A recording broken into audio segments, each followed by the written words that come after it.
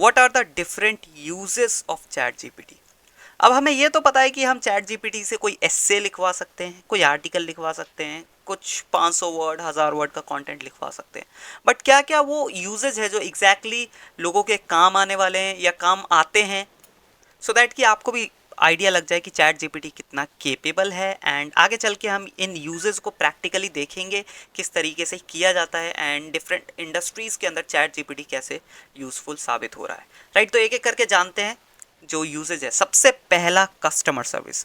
Customer service के अंदर जो है चैट जीपीटी बहुत ही अच्छे से मदद कर सकता है, क्योंकि काइंड ऑफ जो कस्टमर सर्विस में लोगों की मदद करने के लिए जो जो स्पेसिफिकेशंस चाहिए वो सारी है चैट जीपीटी के पास। राइट, क्योंकि चैट जीपीटी को अगर आप डेटा दे दें, जो भी फ्रीक्वेंटली आस्क्ड क्वेश्चंस होते हैं आपके कस्टमर के, वो सारा डेटा आप उसको प्रोवाइड करा दें, तो वो अपने हिसाब से, अपनी इंटेलिजेंस के हिसाब से जो है उनको समझ पाएगा। अब आपका जो कस्टमर, आप उसकी कोई कन्फ्यूजन होती है, आपकी वेबसाइट पे आता है जहाँ पे चैट जीपीटी का चैट बॉट लगा हुआ है, वो वहाँ पे अपना क्वेश्चन जो है उसको लिखता है, तो अगर वो कुछ अलग तरीके से भी लिखता है जो आपने प्रोवाइड करा है उसके मतलब बेसिकली दोनों में डिफरेंस है, क्वेश्चन सेम है बट दोनों में डिफरेंस है, तो भी जो है चैट जीपीटी बहुत ही आसानी से समझ पाता है एंड उसको उसके अकॉर्डिंगली आंसर करता है। अगर वो दो क्वेश्चंस तीन क्वेश्चंस को मिला के कर रहा है तो उसी के हिसाब से दो तीन क्वेश्चंस को मिला के उसके हिसाब से वो आंसर देता है कस्टमाइज करके।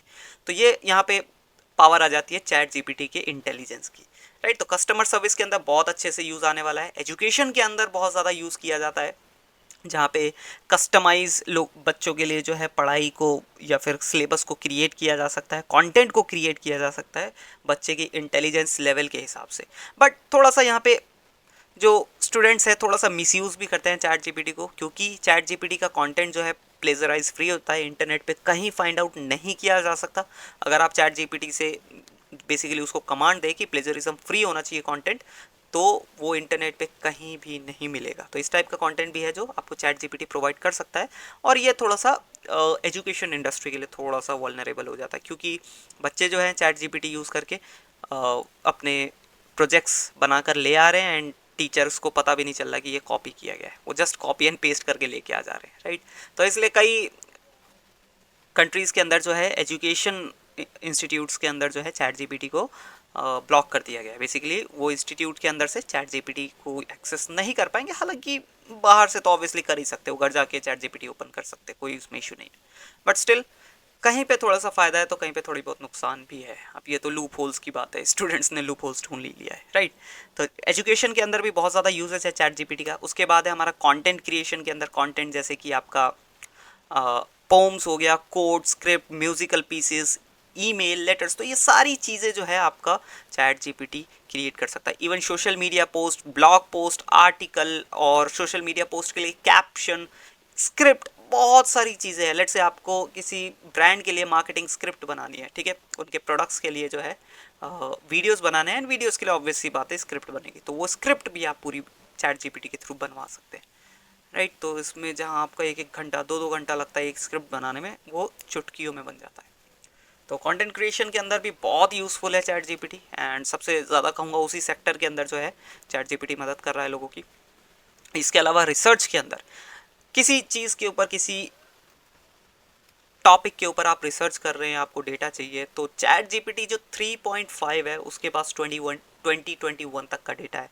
तो उससे पहले की चीज़ के ऊपर आप अगर रिसर्च कर रहे हैं तो आपको बहुत ही रोबस्ट डेटा मिलने वाला है। लेकिन अगर लेट्स से आप 2022 और 23 का कोई डेटा बेसिकली कोई किसी टॉपिक पर रिसर्च कर रहे हैं, तो आपको जो है थोड़ा सा निराशा यहाँ पे मिल सकती है अगर आप पेड वर्जन में नहीं जाते, क्योंकि अगर आप पेड वर्जन में जाते हैं तो वहाँ पे जो एल्गोरिदम यूज़ होने लगता है, जो आर्किटेक्चर यूज़ होने लगता है, वो हो जाता है GPT-4, जिसके पास इंटरनेट एक्सेस होता है। तो बेसिकली आपका चैट जीपीटी टूल जो है थोड़ा सा अपग्रेड हो जाता है, उसमें इंटरनेट एक्सेस आ जाता है, तो उसके पास अपडेटेड डेटा भी आ जाता है। ठीक है, तो रिसर्च के लिए किसी भी टॉपिक पर, किसी भी सब्जेक्ट पर अगर आप रिसर्च कर रहे हैं तो उसका चैट जीपीटी को बहुत बड़े लेवल पे यूज़ किया जा सकता है। नेक्स्ट हमारा यूजेज है, ये है क्रिएटिव कंटेंट। अब क्रिएटिव कंटेंट क्या होता है, जैसे कि नई कहानियाँ लिखना।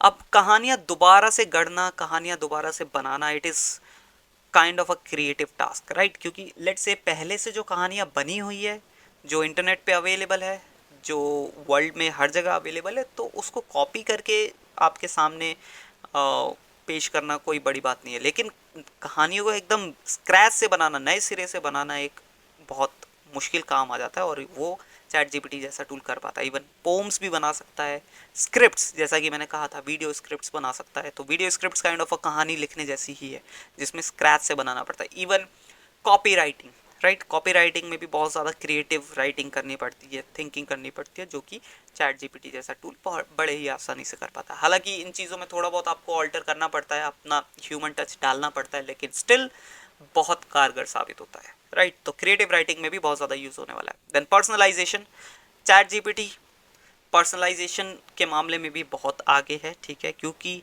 ये हर यूज़र का डेटा संभाल सकता है, समझ सकता है कि इस पर्टिकुलर यूज़र को क्या चाहिए, क्या पसंद है, क्या उसकी नापसंद है, एंड देन उसके हिसाब से उसका जो यूज़र एक्सपीरियंस है कस्टमाइज़ कर सकता है, राइट। तो मैं सिर्फ चैट जीपीटी टूल की बात नहीं कर रहा, चैट जीपीटी को आप यूज़ कर सकते हैं एपीआई के थ्रू अपने बिजनेस के, अपने वेबसाइट के ऊपर भी, एंड उसको एक्सेस दे सकते हैं अपने कस्टमर्स यूज़र्स के डेटा का। एंड जब उसके पास आपके यूज़र्स का डेटा है तो ऑब्वियस सी बात है कि वो ज़्यादा अच्छे से उनके लिए जो है यूज़र एक्सपीरियंस क्रिएट कर पाएगा, राइट। तो पर्सनलाइजेशन एक बहुत बड़ा फैक्टर आ जाता है चैट जीपीटी जैसे टूल के लिए। नेक्स्ट है कोड जनरेशन। तो कोडर्स के लिए, सॉफ्टवेयर डेवलपर्स के लिए तो चैट जीपीटी जैसा टूल एक वरदान से कम नहीं है, क्योंकि उनको जब बहुत सारे कोड रेगुलर बेसिस पे बनाने पड़ते हैं, राइट। अब कुछ कोड होते हैं थोड़े बेसिक, लेकिन टाइम काफ़ी कंज्यूम करते हैं, तो वो बेसिक कोड्स जो हैं वो चैट जीपीटी के थ्रू रेगुलर बेसिस पे बनाते रहते हैं, और उनका जो टाइम है बहुत ज़्यादा बचा देते हैं, एंड उनको इफ़ेक्टिवली वर्क करने में बहुत ज़्यादा मदद करते हैं।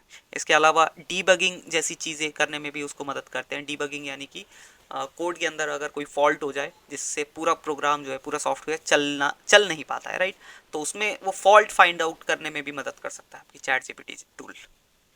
Next, translation. अब आप ट्रांसलेट तो दूसरे टूल से भी कर सकते हैं, जैसे कि हमारा गूगल ट्रांसलेटर, वो भी काफ़ी एडवांस हो चुका है। बट कई बार जो ट्रांसलेशन टूल्स होते हैं वो सिंपल लैंग्वेज को बेसिकली जो अगर आपने हिंदी में लिखा है तो उसको डायरेक्टली इंग्लिश में जो है कन्वर्ट कर देते हैं, बट उसके पीछे की इंटेंशन को कई बार जो है नहीं समझ पाते, क्योंकि हर लैंग्वेज में हर लाइन के पीछे एक डिफरेंट इंटेंशन होता है, राइट। तो वो इंटेंशन अगर वो प्रॉपरली नहीं समझ पा रहा है तो कई बार जो सेंटेंसेस है वो गलत हो जाते हैं। तो ये चैट जीपीटी जो टूल है वो इंटेंशंस को भी समझ पाता है। इवन गूगल भी आजकल काफ़ी अच्छा लेवल पर समझ पाता है, क्योंकि गूगल किसी चीज़ में तो कम नहीं, गूगल तो one of the biggest company है, तो उसका तो बनता ही है, right. But still chat GPT is also very useful in translation.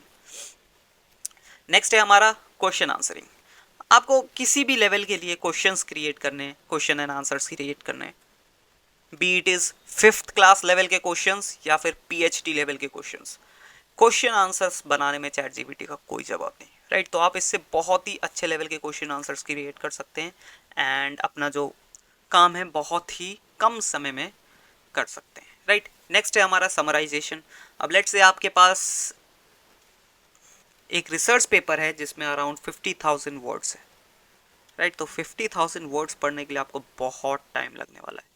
तो आप क्या कर सकते हो, उस रिसर्च पेपर को पूरा चैट जीपीटी को प्रोवाइड कर सकते हो, सबमिट कर सकते हो, एंड चैट जीपीटी उसको कुछ ही मिनटों में पढ़कर उसका समराइजेशन कर देगा।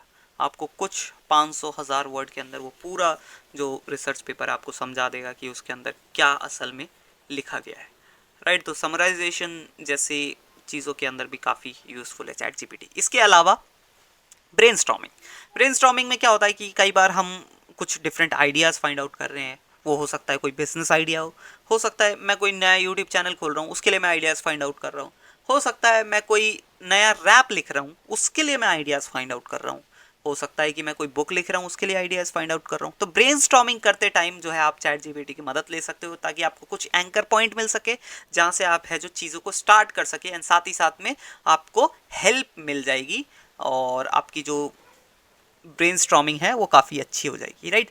तो ये कुछ यूजेज हैं हमारे चैट जीपीटी टूल के, जिनको आगे और हम अच्छे से समझेंगे एंड प्रैक्टिकली देखेंगे कि किस तरीके से जो है चैट जीपीटी आपकी मदद कर रहा है, राइट। तो चलिए इस वीडियो को यहीं पे करते हैं रैप अप, मिलते हैं नेक्स्ट वीडियो में, तब तक के लिए बाय बाय।